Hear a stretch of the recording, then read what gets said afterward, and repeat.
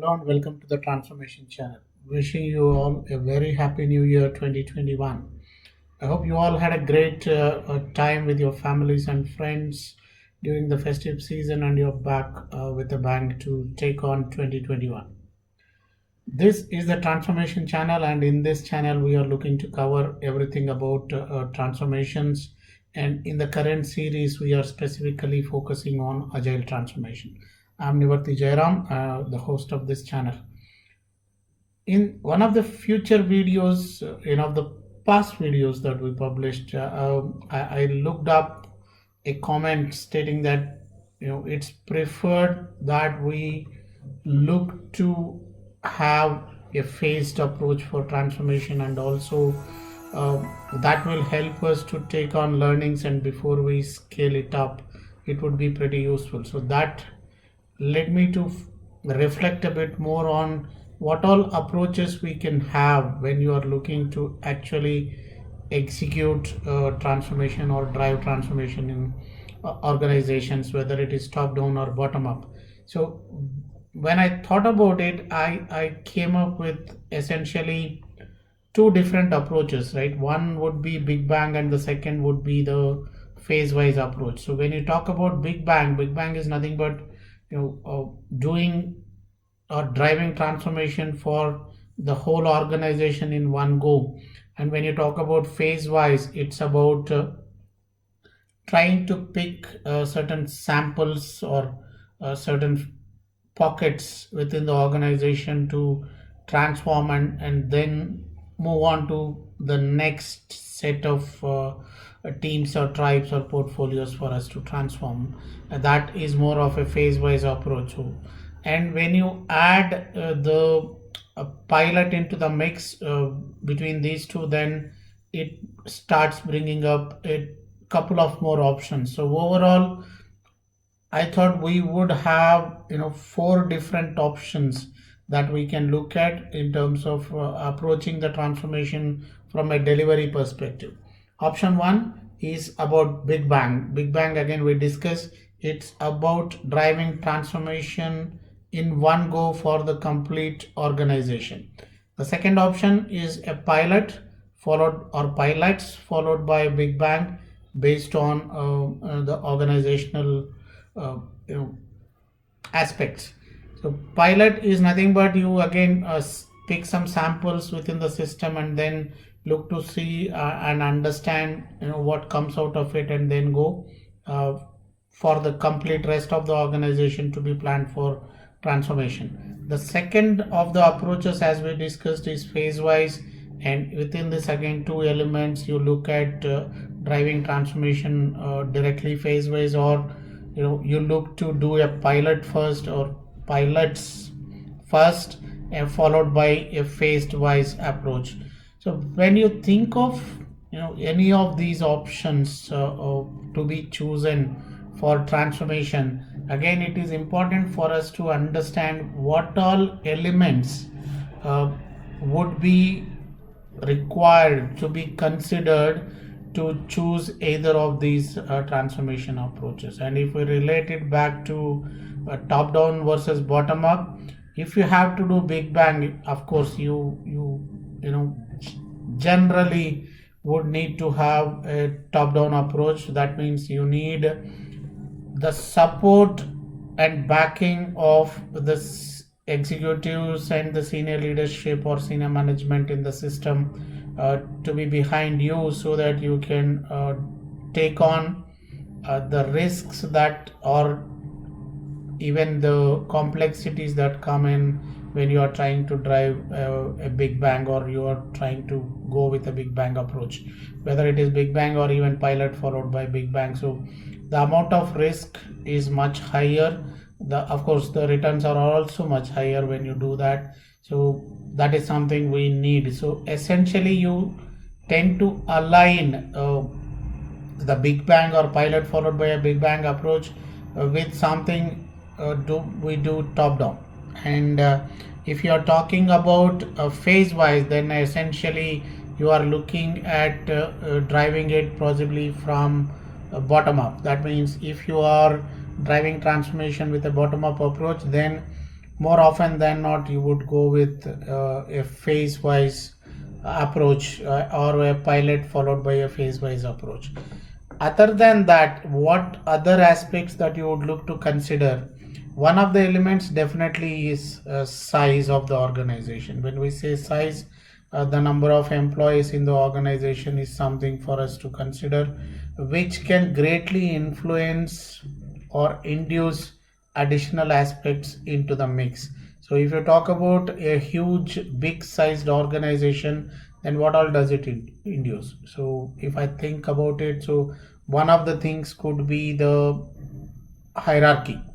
That means how many steps you have in the pyramid before you reach the top. That means that could be defined by the number of people in the organization, because you again have you know a notion that okay, each of the leaders or managers at different levels can manage or should manage not more than 20 people. That is something we look for overall. So that could define how many layers then you have in the system, uh, from a person who is starting in the organization at the lowest level to the topmost position in the organization, whether it is a CEO or or a chairman or an a managing director, who whatever you call that as. So that will be defined by the size of the organization. Number two, again, what that additionally induces apart from hierarchy is also the number of people in the middle management and senior management layer, or middle management and senior leadership and executive layer, and that brings in additional effort and also complexity into the mix in terms of transforming those people. So that is, or their participation as well, and also that introduces additional I would say complexity into building autonomous teams, because you then have to think about transforming so many people in the system, and what leadership styles they bring in, what is the culture each of them is trying to drive within their team. So all those elements are some things which could be induced again by sheer size of the organization, right?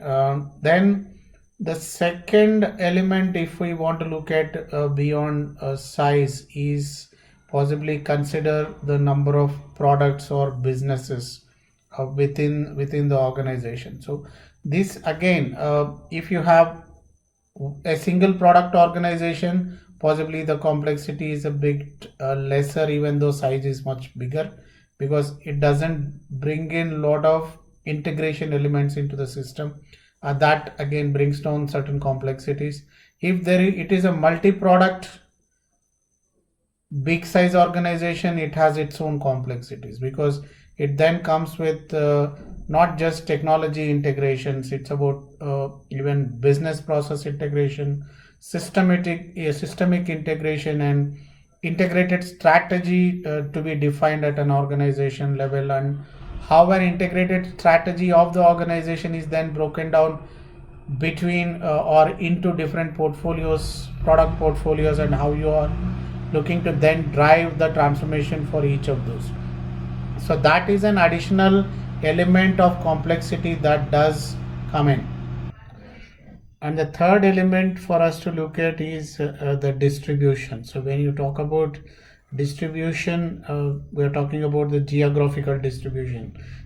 Is the organization distributed possibly in just one or two locations, or is it a multinational company which is almost across multiple geographies?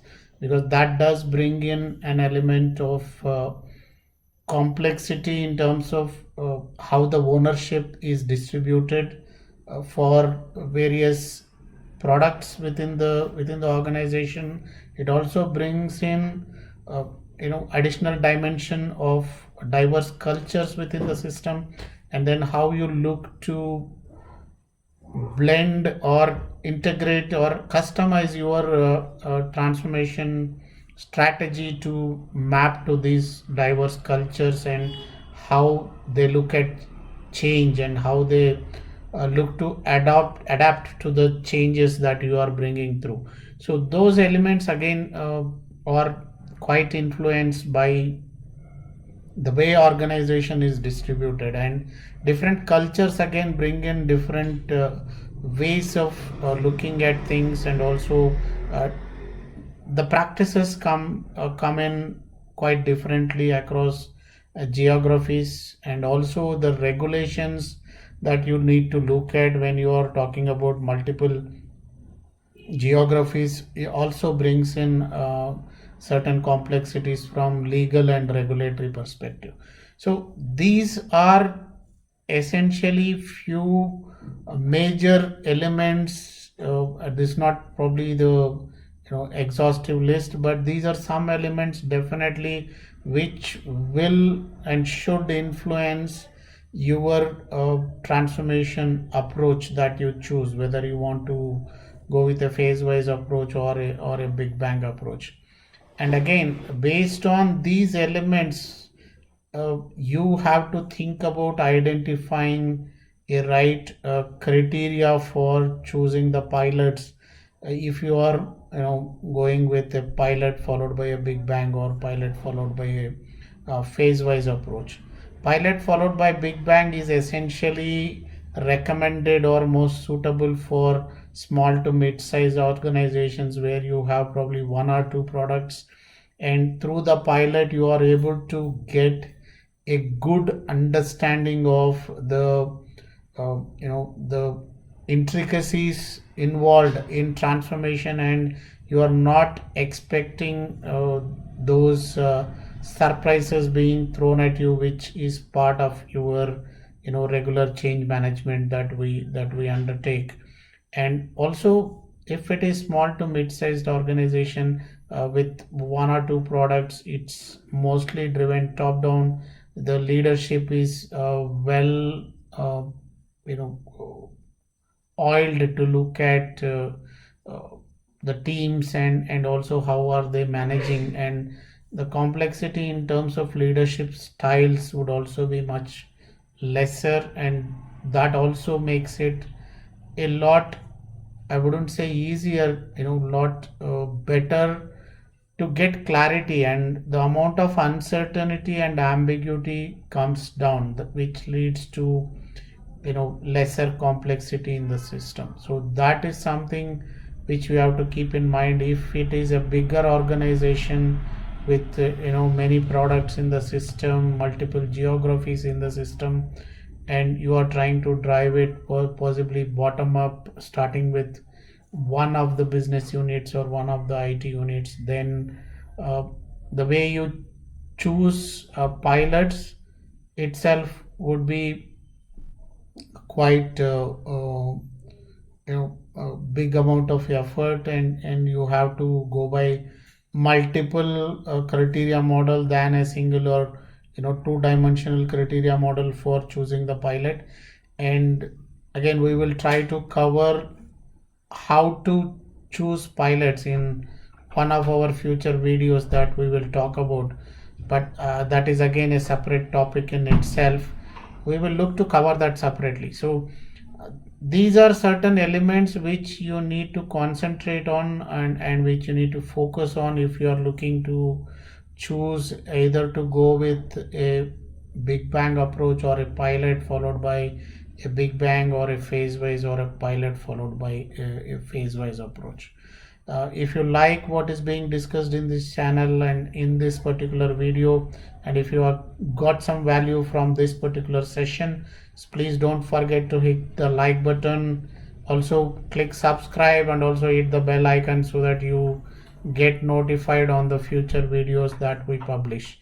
That will also help us grow this channel so that it can reach a greater audience. So thanks for watching again, and I look forward to connecting with you in the future videos. If you have any specific questions or comments that you want us to focus on, please drop them in the comment section below, and we will look to cover them in the future videos. If they can be part of a certain video, we will try and include in that particular video, or if it needs a separate video by itself, we will be happy to cover that in an independent or a separate video for that particular topic. So keep your conversations coming through, and that's what makes these videos more effective and also helps us broaden our horizons of understanding of what all this transformation is about. Thanks for watching again.